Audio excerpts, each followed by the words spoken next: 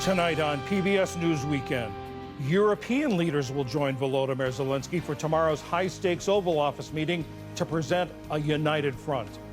Then how trouble getting a good night's sleep has become a public health emergency.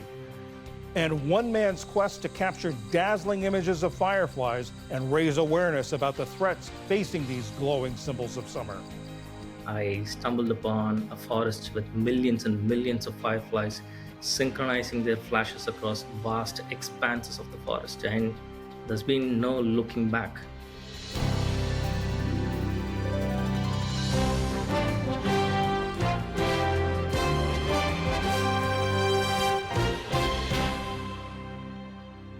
Major funding for PBS News Weekend has been provided by... In 1995, two friends set out to make wireless coverage accessible to all. With no long-term contracts, nationwide coverage, and 100% U.S.-based customer support. Consumer Cellular. Freedom calls.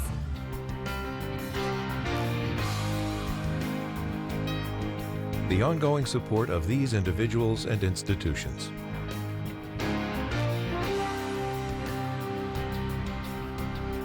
And friends of the NewsHour.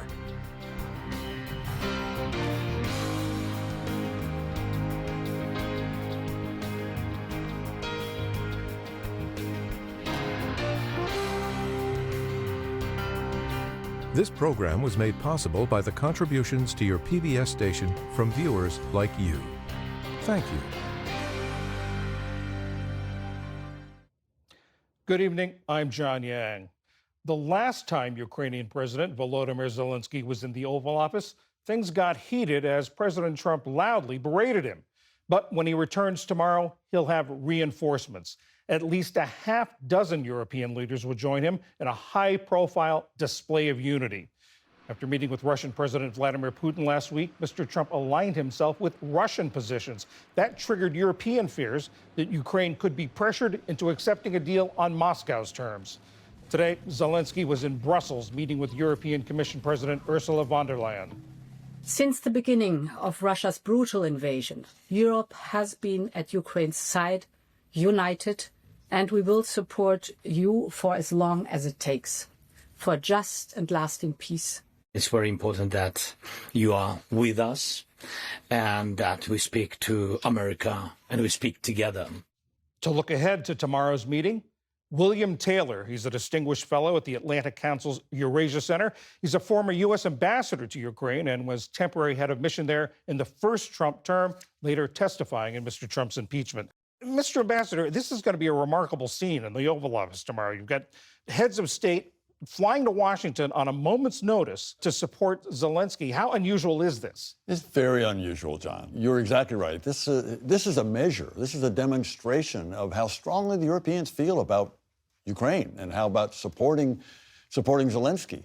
They got together. We remember last Wednesday on a Zoom call, the same group with Zelensky and Trump and that group, a group of European leaders, and they all agreed on what the approach would be. In Anchorage, they agreed to focus on a ceasefire. That seemed to have come apart in Anchorage. Do you think this meeting could put it back together? Can Trump be persuaded? Surely he can. It is possible that he can. And the Europeans, among the Europeans are some Europeans who understand and work closely and are well trusted by President Trump. So the answer, I think, is yes. And is there a danger that the president could feel ganged up on, that this could backfire? I understand, actually, that the first part of the meeting will be President Trump and President Zelensky, and then they'll go into a broader meeting, maybe a lunch with all the rest of those Europeans, other Europeans, because Zelensky is one as well. But so he'll have a one-on-one, Trump and Zelensky, and then a broader discussion. Administration officials are saying today that in Alaska, Putin agreed to the United States and Europe providing security for Ukraine, sort of a mini NATO.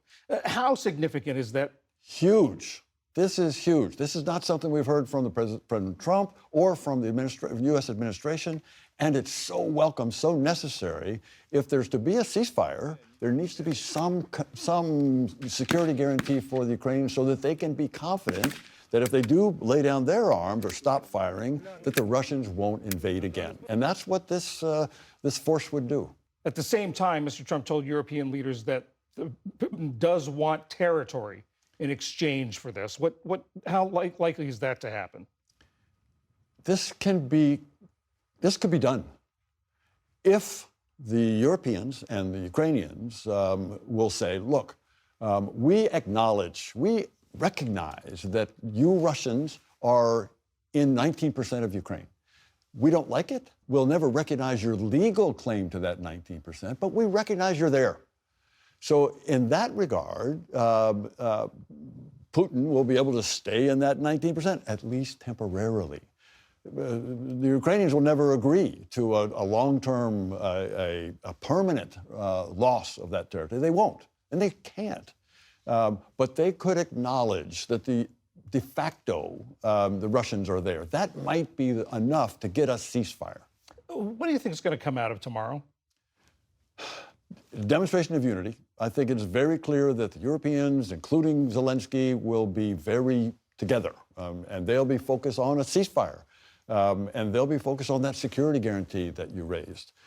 They may also talk about, I hope they talk about, this $300 billion of Russian money that's in European and American banks to be used to buy weapons from the United States firms, defense firms, for Ukraine to use and to reconstruct Ukraine once the ceasefire goes into effect. So there's a lot on the table, but the importance is they're unified and that they can make the strong case to President Trump. Do you think it creates a path to a deal? It could. It could. There is a deal there. There's a deal there. Again, the Ukrainians never will give up legal claim to that territory, but they'll grudgingly accept that the Russians are there. I mean, and they'll probably say they won't try to take back that 19% by force. That could lead to that could lead to a ceasefire in place. So it's sort of language, how you describe the Russian presence. It's how to describe the Russian presence, but that makes a big difference. That makes it, the West Germans never gave up hope, claimed that East Germany would come back sometime. But they promised, in order to get into NATO, they promised not to try to take East Germany back by force, by military force. And they got into NATO, and they finally got East Germany back. Former Ambassador William Taylor, thank you very much. Thank you, John. In the day's other headlines, more than 700 additional members of the National Guard are to be deployed to Washington, D.C. in the coming days. The governors of West Virginia, South Carolina, and Ohio, all Republicans, say they're acting to aid the Trump administration's efforts to take over law enforcement in Washington in the name of cracking down on crime and homelessness. Over the weekend, critics took to the streets to express their anger over what the administration is doing. According to the latest Justice Department figures, in 2024, violent crime in the city hit a 30-year low. Thousands of Israelis joined a nationwide strike today to demand the end of the war in Gaza and the return of the hostages. Demonstrators blocked the major highway between Tel Aviv and Jerusalem while carrying photos of some of the 50 hostages Israel says are still being held by Hamas. Only 20 are believed to be still alive. They criticized the government's decision to escalate military operations and called on officials to negotiate a ceasefire. In Gaza City, Palestinians tried to figure out where to go as the IDF prepares to take control of the city. The Israeli military says it will provide tents for those who leave, but Hamas said the plan will only lead to genocide and displacement. Striking Air Canada flight attendants are defying a government back-to-work order, keeping the airline grounded for at least one more day.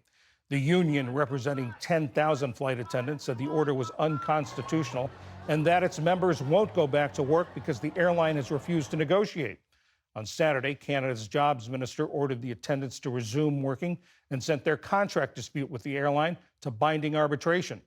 Air Canada said it now expects to resume flights Monday evening. Still to come on PBS News Weekend, why can't Americans sleep? We look at how insomnia has become a public health emergency and the environmental consequences of big tech's push to ease regulations on AI. This is PBS News Weekend from the David M. Rubenstein studio at WETA in Washington, home of the PBS NewsHour, weeknights on PBS. The American Academy of Sleep Medicine says that about 12% of Americans suffer from chronic insomnia. the difficulty falling asleep or staying asleep. It's more than just an annoyance. The resulting daytime fatigue, depression, and low motivation can lead to accidents, lost productivity, and other consequences. The August edition of The Atlantic has a writer's personal account of her struggle with insomnia and her search for a remedy. The article is by Atlantic staff writer Jennifer Senior. Jennifer, help us understand what someone goes through with insomnia. What is it like to not be able to fall asleep? And then the next day, how do you feel?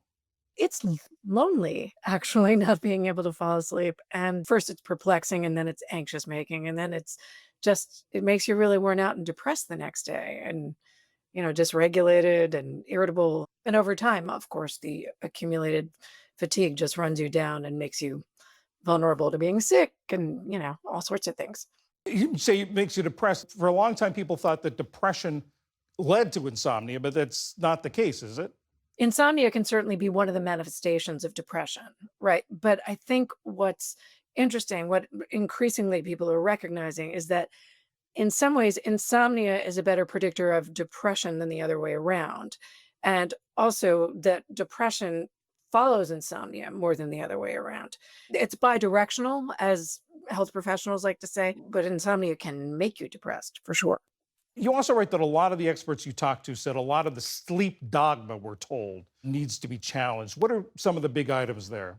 There's a sizable body of evidence saying that 8 hours of sleep is not necessarily the magic number. There have been many analyses duplicated over and over again that say that actually 7 is the magic number, somewhere between 6.5 hours of sleep and 7.4 hours.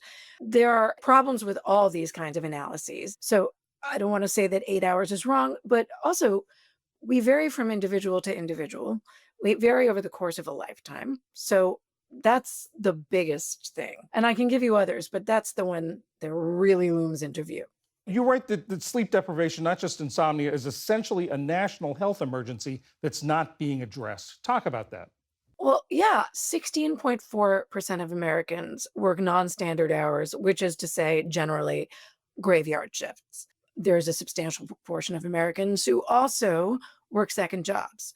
There are single mothers, there are single fathers. If you're a white-collar professional, there is boundary between home and office has virtually dissolved. And by the way, widespread electrification laid waste to our circadian rhythms over 100 years ago. So there's just a million things that conspire now against a proper night's rest. And tell us about the therapies and remedies you've tried. I mean, in the beginning, when this happened, I tried acupuncture, acupressure, listening to all kinds of meditation tapes. There were tapes in those days, I'm sad to say. I would exercise like a demon. I would do deep breathing exercises. I did neurofeedback and biofeedback and all the things. I eventually tried chronic behavioral therapy for insomnia, and eventually I started using medication, but that was further down the road and its own kind of independent adventure. Some of the practitioners you talked to said that some of their patients wait 10 years before seeking help. What is your advice to someone who may be going through this? Don't wait 10 years. Cognitive behavioral therapy for insomnia is the gold standard. It involves sleep compression therapy, which is very, very hard to do, but builds up a lot of sleep pressure in a person. It involves curtailing your sleep at first. Why people wait is sometimes because they don't know cognitive behavioral therapy exists. And there are waiting lists for the practitioners. There are too few practitioners who do it, but there are very good online and also apps that do it, two developed by the military and the VA. So, and you can look to see which one has sleep restriction therapy in it, because that's the good one. I would also say, don't be afraid of medication early. Under a doctor's supervision, taking medication can help plop your body back on a rail. But I think CBTI, chronic behavioral therapy for insomnia, is really something that one ought to explore online and hopefully with a practitioner near you. Jennifer Senior of The Atlantic, thank you very much. Thank you for having me here.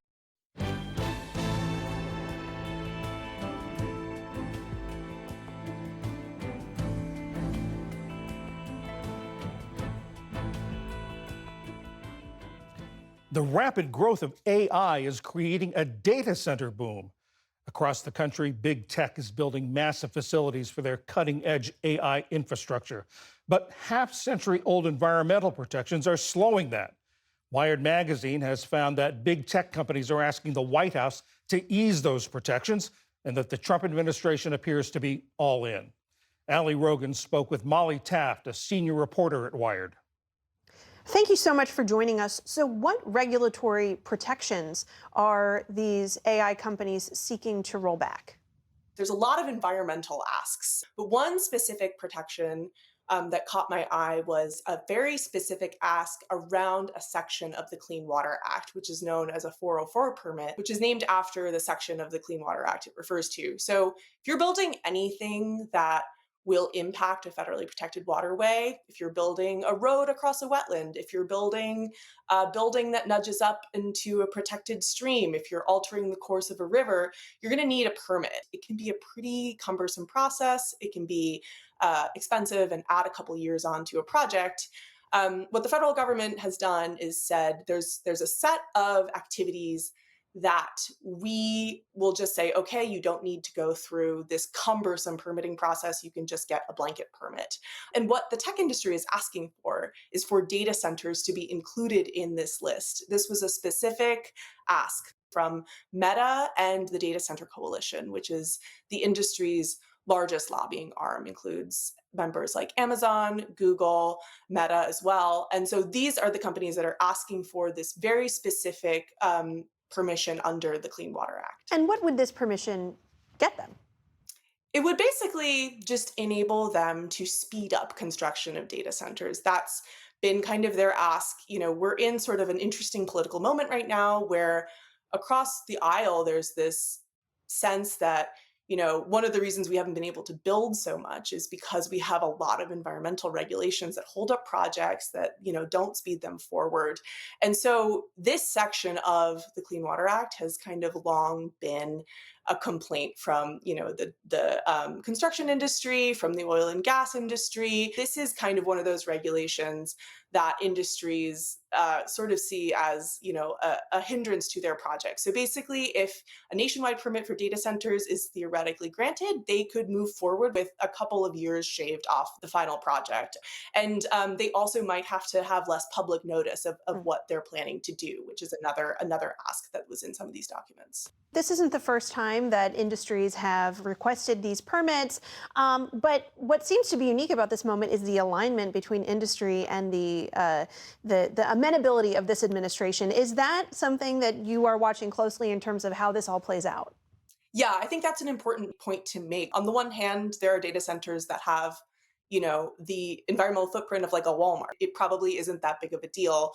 But on the other hand, there are tech giants building massive data centers that could really impact the local waterways. Amazon, for instance, is building a data center in Indiana. They would fill in almost 10 acres of wetland and impact thousands of streams in the region. And so what we're tracking is, you know, less what might happen with specific projects, but more about how the Trump administration is using AI and using the build out of data centers in its larger deregulatory agenda. This is checking off kind of wish list items from multiple industries to get some of these regulations out of the way.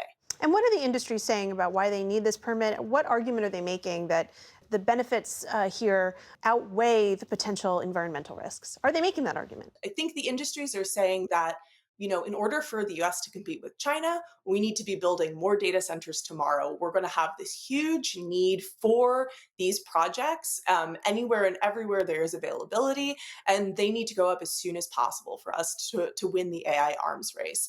And I think they'd also say that, you know, many of these buildings have less of an environmental footprint from their actual physical structures than some other things that might require, you know, a more thorough Clean Water Act permit process. But, you know, experts I spoke to did say, look, on the one hand, it is true that some of these projects may not have as big of an environmental footprint, but on the other, especially when we're talking about data center and water use, this is such a complex topic, and we're really seeing this industry kind of being let off the leash a little bit and kind of charging forward and building out structures across the country. Molly Taft with Wired, thank you so much. Thank you so much for having me.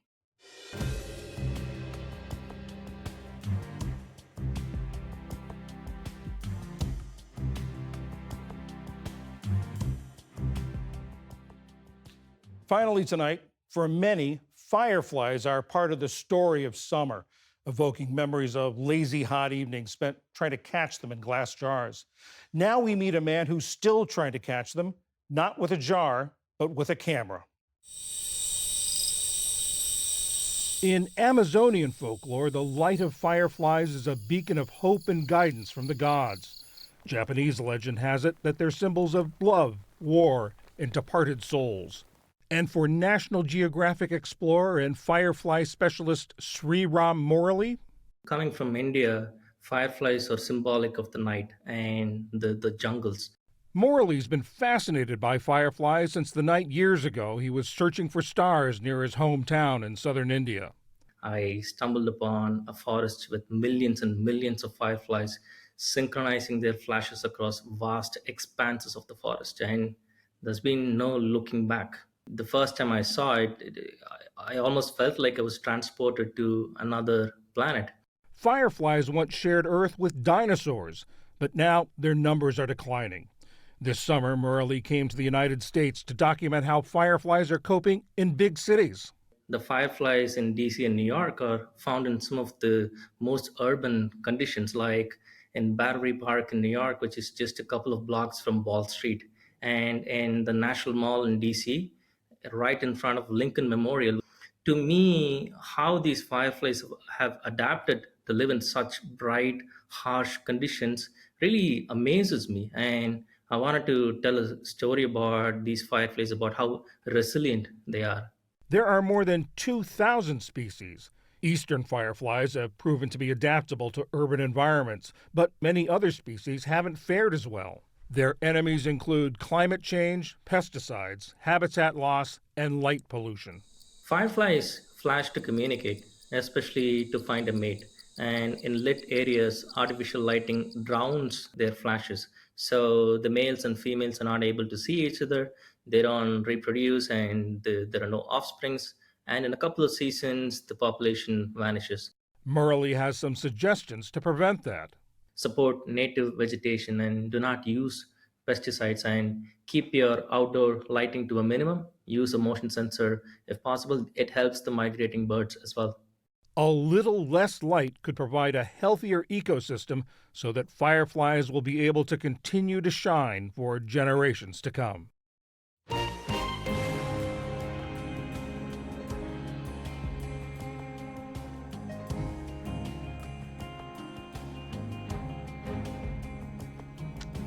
And that is PBS News Weekend for this Sunday. I'm John Yang. For all of my colleagues, thanks for joining us. Have a good week. Major funding for PBS News Weekend has been provided by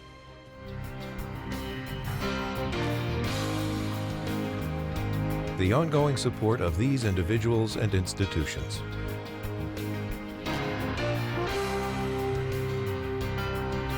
This program was made possible by the contributions to your PBS station from viewers like you. Thank you.